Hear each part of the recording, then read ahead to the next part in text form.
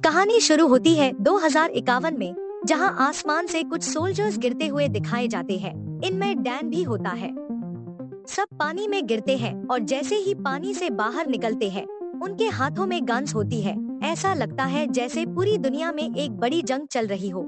इसके बाद हमें 28 साल पीछे ले जाया जाता है। डैन की बेटी मूरी का बर्थडे है, जिसके लिए डैन के घर में सेलिब्रेशंस चल रही है।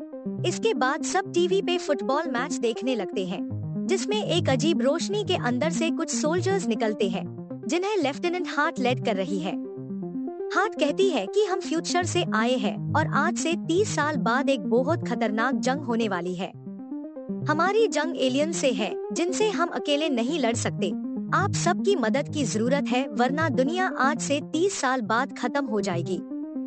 ये न्यूज हर चैनल हर कंट्री में दिखाई जाती है और इस न्यूज के बाद सभी कंट्रीज मिलकर अपने अपने सोल्जर्स फ्यूचर में भेजना शुरू कर देते हैं।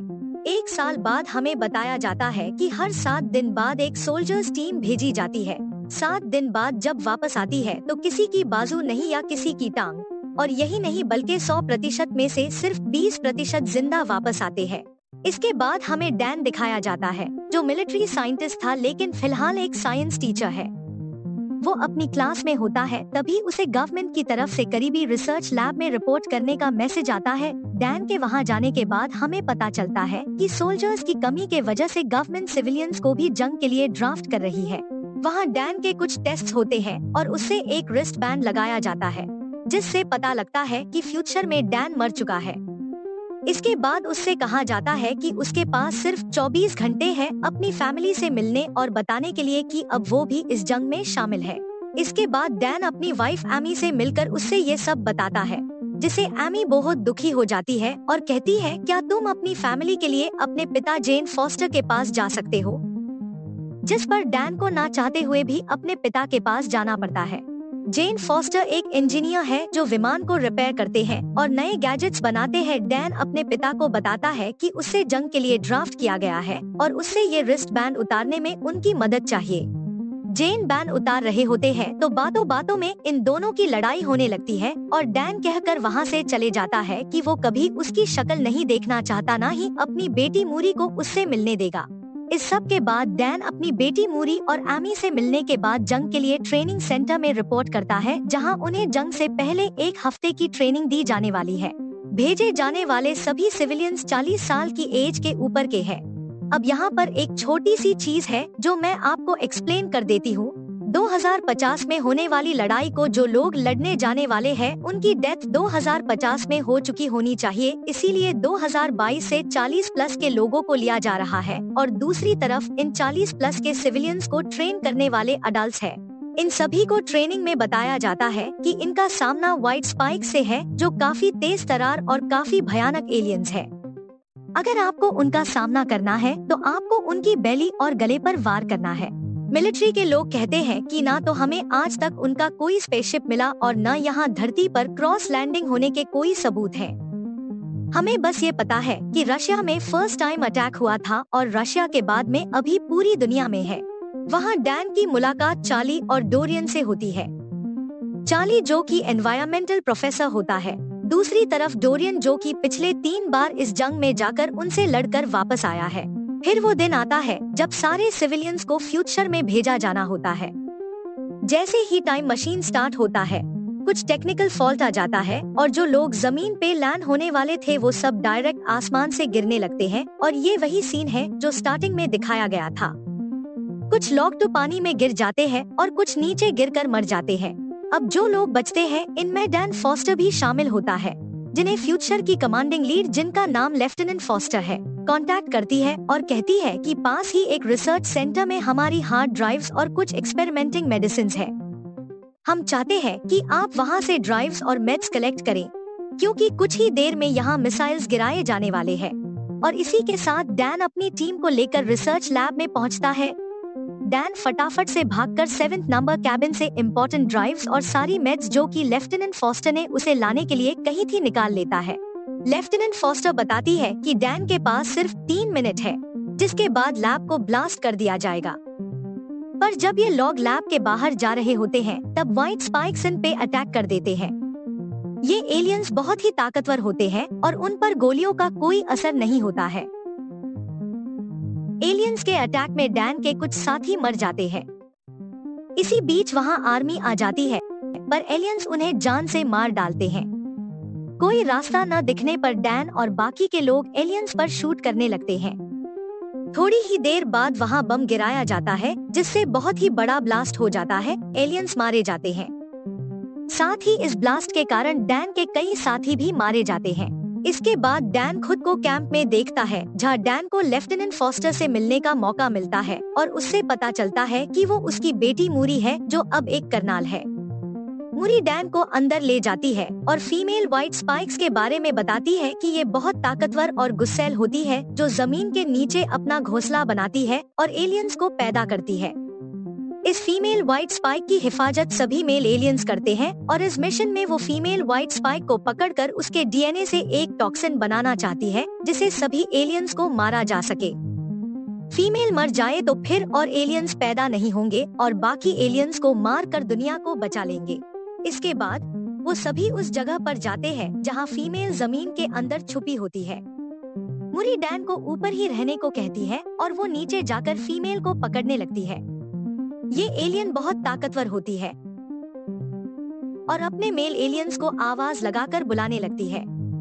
कुछ ही देर बाद वहाँ बहुत सारे एलियंस आने लगते हैं। ये देखकर डैन अपनी बेटी को बचाने के लिए नीचे उतर जाता है। फीमेल व्हाइट स्पाइक को पकड़ लिया जाता है और हेलीकॉप्टर से सेंटर में भेजने लगते हैं। तभी वहाँ मेल एलियंस आ जाते हैं, जिनके अटैक से काफी सोल्जर्स मारे जाते हैं। डैन कार को ड्राइव करता है और मूरी एलियंस पे शूट करती है। इस तरह वो फीमेल को हेलीकॉप्टर में लेकर सेंटर भेज देते हैं। फिर इसके बाद मूरी डैन को बताती है कि जब मैं 12 साल की थी तब तुम मुझे और मेरी माँ को छोड़कर चले गए थे और फिर कुछ सालों बाद तुम्हारी डेथ हो गई। ये सब जानकर डैन बहुत दुखी होता है कि उसकी बेटी उससे पसंद नहीं करती और वो परेशान होता है कि उसने अपनी फैमिली को क्यों छोड़ा। थोड़ी ही देर बाद हेलीकॉप्टर वहाँ आता है और इन्हें समुंदर के बीच आर्मी सेंटर में ले जाता है। इस जगह को इतना खास बनाया गया था कि कोई भी एलियन वहाँ नहीं आ सकता था। इस जगह पे फीमेल एलियन को रखा गया था। मूरी उसका ब्लू सैंपल लेकर उसका डीएनए निकालती है। उससे अभी कई सैंपल्स लेकर हजारों टेस्ट करने होंगे, तब जाकर एक टॉक्सिन बनेगा। डैन को यहाँ 7 दिन हो चुके थे, इसलिए अब उससे वापस 2022 में जाना था। मूरी कहती है कि अगर ये टॉक्सिन बन गया तो इसे अपनी दुनिया में जाकर प्रोड्यूस करके जंग को शुरू होने से रोक देना। इसी दौरान उन्हें टॉक्सिन 100% होता हुआ दिखाई देता है। तभी फीमेल एलियन जाग जाती है और जोर जोर से चिल्लाने लगती है, जिसकी आवाज सुनकर सभी मेल एलियंस वहां आने लगते हैं। इनकी तादाद इतनी थी कि सबको मारना मुश्किल हो गया। एलियंस बुरी तरह सोल्जर्स को मारने लगते हैं। मेल एलियंस फीमेल एलियन को आजाद कर देते हैं। दोनों उन्हें मारते हुए आगे बढ़ते हैं कि तभी फीमेल एलियन मूरी पे अटैक करके उसे घायल कर देती है।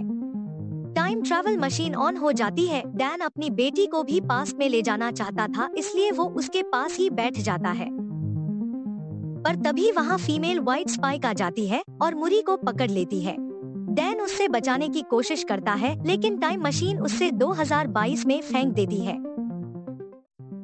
डैन लेफ्टिनेंट हार्ट को वो टॉक्सिन देता है और मास प्रोड्यूस करके फ्यूचर में भेजने को कहता है। लेफ्टिनेंट हार्ट बताती है कि अब जंप लिंक बंद हो गया है, यानी कि अब वो टाइम मशीन का यूज नहीं कर सकते क्योंकि फ्यूचर से वो डैमेज हो गया है और अब उनका फ्यूचर से कोई राब्ता नहीं है। डैन फ्यूचर में मूरी की डेथ को लेकर बहुत दुखी था। वो घर में मूरी को देखता है तो उससे गले लगा लेता है और रात भर उसके रूम में ही बैठा रहता है। डैन सुबह डोरियन और चार्ली के पास जाता है और कहता है कि लेफ्टिनेंट हार्ट ने बताया था एलियन का पहला अटैक रशिया में हुआ था। ये सब जानकर वो समझ जाते हैं कि जरूर कोई एलियन शिप वहाँ आई होगी और बर्फ की वजह से वो वहीं दब गए होंगे, जो 2048 में बर्फ पिघलने के बाद धरती के ऊपर आ गए। अब डैन अपने पिता से मदद मांगने के लिए जाता है क्योंकि उनके पास प्लेन था। डैन अपने पिता को सारी बात बताता है और कहता है कि उससे एलियंस को मारने के लिए रशिया के ग्लेशियर आइलैंड में जाना होगा, जिसके लिए उससे उनकी जरूरत है। इसके अलावा डैन लेफ्टिनेंट हार्ट की मदद से बहुत सारे टॉक्सिन्स प्रोड्यूस कर चुका था, जिसे लेकर वो रशिया चले जाते हैं। यहाँ डैन अपने साथ एक टीम लेकर गया हुआ था। वो सभी ग्लेशियर आइलैंड के ऊपर पहुंच जाते हैं और एक ब्लास्ट करके जमीन के नीचे जाते हैं, जहां उन्हें एक एलियन शिप दिखाई देती है जो काफी टाइम पहले क्रैश हो गई थी। उन्हें एलियंस की डेड बॉडीज मिलती है और उन्हें पता चलता है कि कुछ एलियंस अपने आप को जिंदा रखने के लिए हाइपर स्लीप में है, जिसके बाद वो टॉक्सिन से एलियंस को मारने लगते हैं।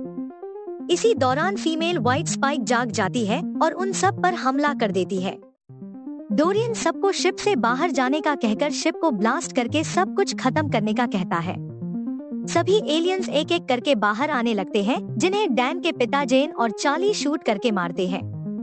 ज्यादा एलियंस होने के कारण डोरियन को शिप ब्लास्ट करनी पड़ती है, जिसे डोरियन और हार्ट की भी डेथ हो जाती है। यहाँ सिर्फ चार्ली, डैन और उसके पिता ही बचे थे।